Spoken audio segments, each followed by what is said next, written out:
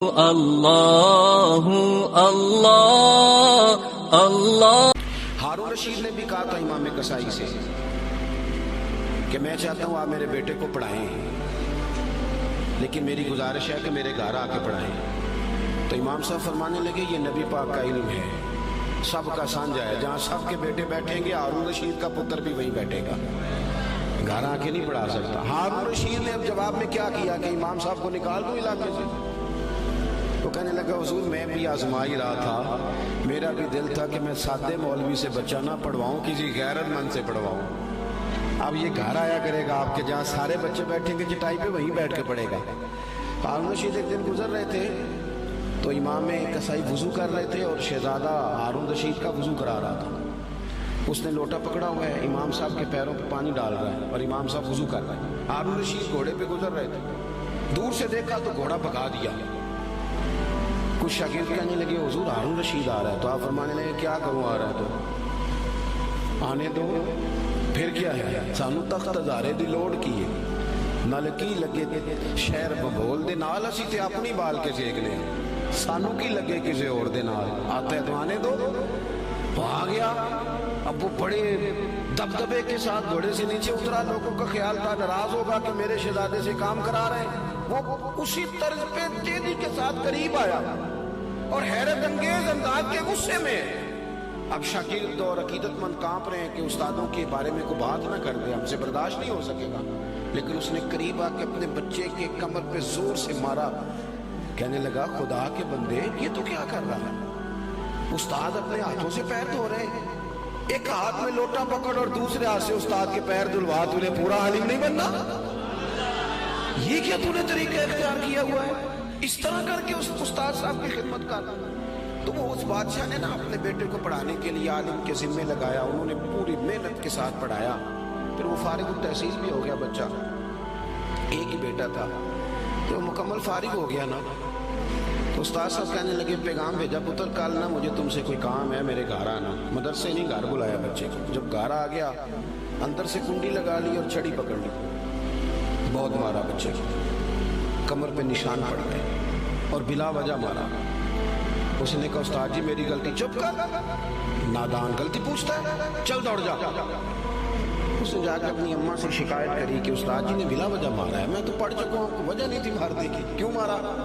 اماں کہنے لگی تیرے ابا سے بات کرتی ہوں۔ والد صاحب سے کہا تو اس نے کہا چپ کرو، اگر میں اس کا باپ ہوں تو استاد بھی تو باپ ہی ہوتا ہے نا، اور اس عالم کو میں جانتا ہوں وہ نیک آدمی ہے، کوئی حکمت ہوگی اس میں، ایسے تھوڑی مارا ہے۔ وقت گزر گیا، 20 سال 15 سال بیت گئے، بادشاہ کا انتقال ہوا، وہ شہزادہ تخت پہ بیٹھا، اس نے پہلا حکم یہ دیا کہ میرے استاد صاحب کو بلاؤ۔ اب وہ بیچارے بوڑھے ہو گئے، چھڑی ہاتھ میں پکڑی، جھکی ہوئی کمر، بڑی مشکل سے وہ آئے اور دربار میں آ کے کھڑے ہوئے تو شہزادے نے پہلا سوال یہ پوچھا استاد جی پہلے تو میں بے اختیار تھا، آج اختیار میرے ہاتھ ہے، وہ بتاؤ نا مارا کیوں تھا؟ غلطی کوئی نہیں، زیادتی کری آپ نے اور اتنا مارا کہ میں ابھی تک اس کی درد محسوس کرتا ہوں۔ تو استاد صاحب نے یوں چہرہ اٹھایا، آنکھیں کھولی، کہنے لگے پتر شکر ہے اللہ کا میں ابھی تک زندہ ہوں، اسی دن کے لیے مارا تھا جو آج آیا ہے، یہ جو تو نے مجھے کٹہرے میں بلا لیا ہے نا، ٹھیک کیا، اسی دن کے لیے مارا تھا۔ کہا کیوں، کس وجہ سے؟ سنیں جی سنیں، اللہ آپ کو جزا دے، اسی دن کے لیے مارا تھا۔ کہا کیوں؟ کہنے لگے پتر کتنے سال بیت گئے مار کھائے؟ کہا کو 20 سال ہونے کو ہیں۔ فرمایا تو بھولا تو نہیں نا؟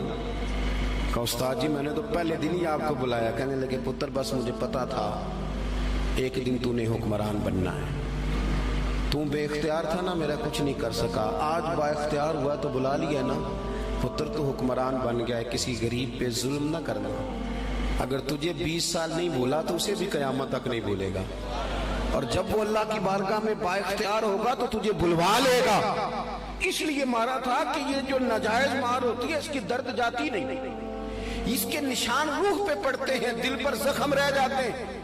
پتر تجھے آج تک نہیں نہ بھولا، اسی دن کے لیے مارا تھا کہ تیری تربیت ہو جائے۔ اٹھ کے اس نے استاد کے ہاتھ چومے، بٹھایا، کہنے لگا آج سمجھ آئی ہے، آپ نے صرف علم نہیں پڑھایا، آپ نے تو مجھے ہدایت بھی دی ہے، آپ نے تو اللہ کی بارگاہ سے مجھے ہدایت لے کے دی ہے، آپ نے تو میری ہدایت کی جانب رہنمائی کی، اتنا بڑا کام کر دیا، اپنے بچوں پر تھوڑا سا بوجھ ڈالے۔ اور میرے بھائی، اگر ایک چھوٹی سی کھجور،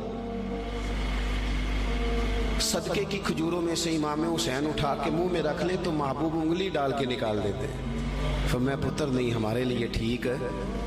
ابا کیسے برداشت کرتا ہے کہ بیٹے کے منہ میں لقمہ حرام جائے؟ وہ کیسے برداشت کرتا ہے؟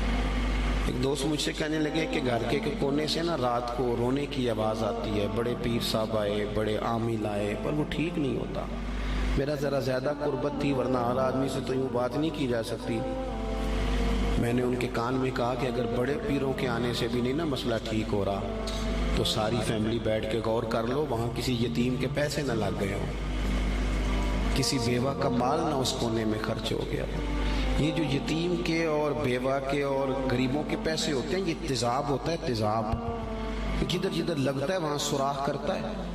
سب سے پہلے یہ نور علم لے جاتا ہے، اور میری طرح کے لوگ، یہ علماء جو مساجد کے مدارس کے محتمم ہوتے ہیں، ان کو تو اتنا باریک تولنا پڑتا ہے، اتنا باریک، کون سا پیسہ کہاں لگانا ہے اور کس ترتیب سے لگانا ہے اور کس جدوجہد، یہ تو اتنا مشکل کام ہے کہ میں تو بڑی دیر سے میں نے کہا بھائی مجھے بچاؤ اس کام سے۔ یہ اتنا مشکل کام ہے کہ انسان الجھ جاتا ہے کہ کس طرح کر کے ان چیزوں کو رکھا جائے۔